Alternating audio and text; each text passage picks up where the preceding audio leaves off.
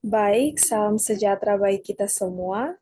Perkenalkan, saya Ana Valencia Oliveira de Carvalho dengan NIM 230101010205 dari kelas SI 102 di Prodi Sistem Informasi.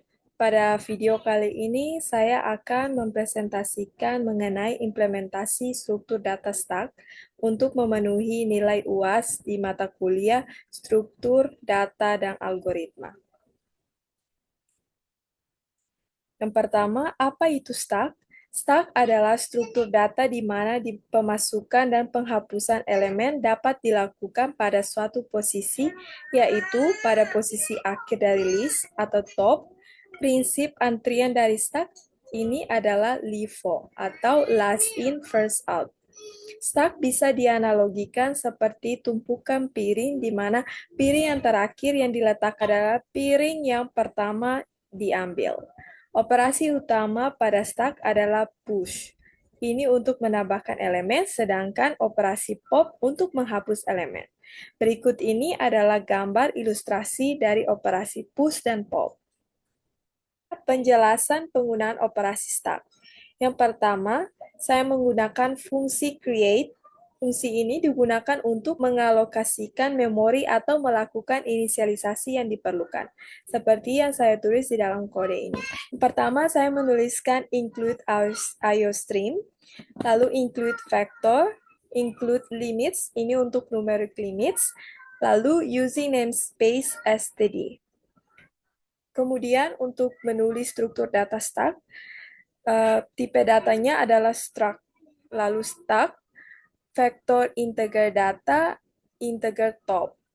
Stack, lalu kemudian top, negasi 1, ini menandakan stack kosong. Nah, untuk menggunakan fungsi create ini, saya gunakan tipe data void. Di sini tidak perlu lagi operasi khusus untuk membuat stack karena sudah diinisialisasikan di construction. Langsung saja menulis cout, stack telah dibuat, dan end. Kemudian, saya menggunakan fungsi push integer value. Fungsi ini menambahkan elemen value ke bagian atas stop stack. Data dot push underscore back value di bawah void push ini menambahkan elemen ke akhir vektor data yang kemudian merepresentasikan stack.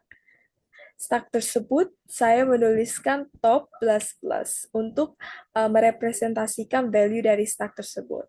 Nah, kemudian saya menuliskan cout value, value artinya nomor yang akan saya isi ke dalam stack, dan kemudian saya menuliskan telah ditambahkan ke stack. Kemudian fungsi pop. Fungsi ini menghapus dan mengembalikan elemen dari bagian atas stack. Setelah fungsi pop ini, kemudian lakukan pencegahan isEmpty untuk memastikan stack tidak kosong. Jika kosong, maka akan terdapat nilai indikasi error, yaitu numeric limits, integer, min.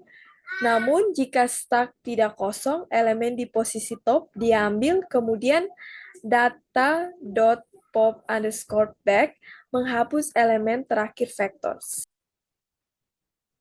Lalu kemudian saya menggunakan bool isEmpty. Fungsi ini mengembalikan true jika stack kosong. Stack kosong yang berarti top sama dengan negatif 1. Dan false jika tidak. Kenapa saya menggunakan tipe data bool? Karena bool adalah tipe data boolean yang hanya memiliki dua nilai, yaitu true atau false. Fungsi ini bertujuan untuk mencegah underflow, seperti yang saya tulis berikut ini. Kemudian saya menggunakan fungsi display. Fungsi ini menampilkan isi stack, nilai top, elemen atas, dan nilai noel, elemen bawah, atau elemen yang pertama kali di-push.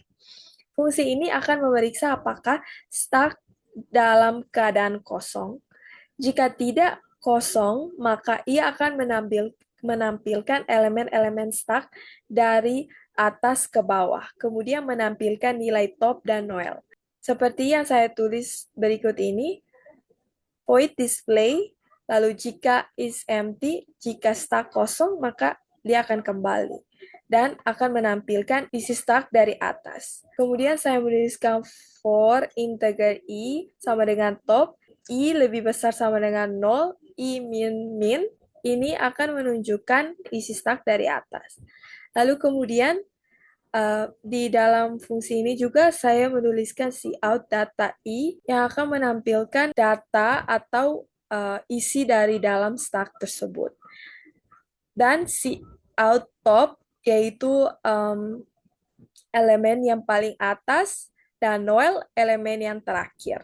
Kemudian, setelah menginput semua fungsi operasi yang telah diperintahkan pada komputer untuk membuat stack, maka pada tahap ini saya tulis fungsi integer main yang menandakan titik awal dan diakhiri dengan return 0 yang menandakan titik akhir eksekusi program C++. Seperti berikut ini. Saya menuliskan integer main, stack yang tadi dengan tipe data struct. Stack ini saya menamakan myStack. Lalu myStack.create untuk menandakan fungsi create, kemudian myStack.push untuk menginput value yang pertama yaitu 10, kemudian myStack.push 20, value yang kedua, myStack.push 30 untuk value yang terakhir. Lalu saya menulis myStack.display. Fungsi display ini akan menunjukkan kondisi value yang ada di dalam stack. Lalu kemudian saya menggunakan myStack.pop, fungsi pop, untuk mengambil value yang di atas. Setelah itu saya menuliskan myStack.display untuk melihat kondisi setelah mengambil value yang di atas. Setelah itu, myStack.pop lagi untuk mengambil value kedua, lalu diambil lagi value yang ketiga, lalu kemudian yang terakhir, myStack.display, fungsi display ini untuk melihat kondisi terakhir dari stack tersebut. Seperti yang kita ketahui, data atau value yang saya push yaitu 3 value, yaitu 10, 20, dan 30. Nah, setelah dilakukan pop yang pertama, yaitu akan diambil nilai 30. Karena 30 yang di-push lebih terakhir. Nah, kemudian di pop yang kedua akan dihapus atau diambil 20, kemudian yang terakhir diambil yang 10. Maka kondisi terakhir adalah stack-nya kosong. Maka setelah ini adalah hasil setelah di run and build.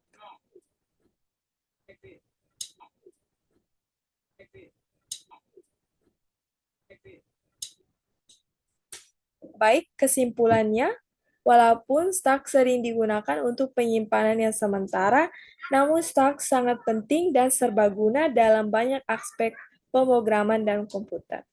Berikut ini adalah beberapa contoh aplikasi stack di dunia nyata, yaitu manajemen fungsi dalam pemrograman, Undo, Redo dalam aplikasi, atau dalam pencarian web, dan lain-lain.